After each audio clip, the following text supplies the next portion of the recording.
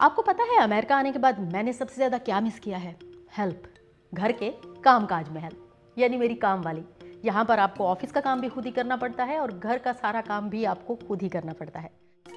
ये अलग बात है कि आप ठीक ठाक पैसे खर्च करके क्लीनिंग सर्विस हायर करना चाहें।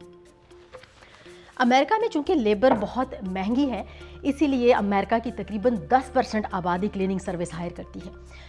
अब आप सोच रहे होंगे कि कितने पैसे ले लेते हैं। जब एक दफ़ा क्लीनिंग सर्विस आती है आपके घर, तो वो आपके घर की इंस्पेक्शन करती है, घर कितना बड़ा है, उसका रकबा कितना है, बेडरूम्स कितने हैं, बाथरूम्स कितने हैं और वो गंदा कितना है, उसी हिसाब से आपको एस्टिमेट दिया जाता है।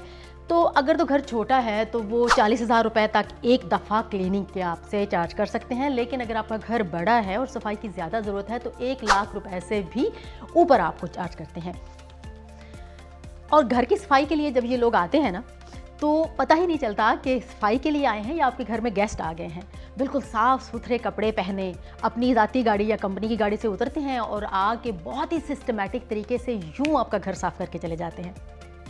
और मज़े की बात यह है कि इनके सर पे खड़े होकर ये बताने की ज़रूरत भी नहीं होती कि आपने यहाँ से साफ़ नहीं किया, आपने अच्छी तरह यहाँ से साफ़ नहीं किया, ये चीज़ उठाएं, बिल्कुल भी नहीं। आप घर पे हों या ना हो, ये आते हैं, पूरी ईमानदारी और ऑनेस्टी से अपना काम करते हैं और चले जाते हैं।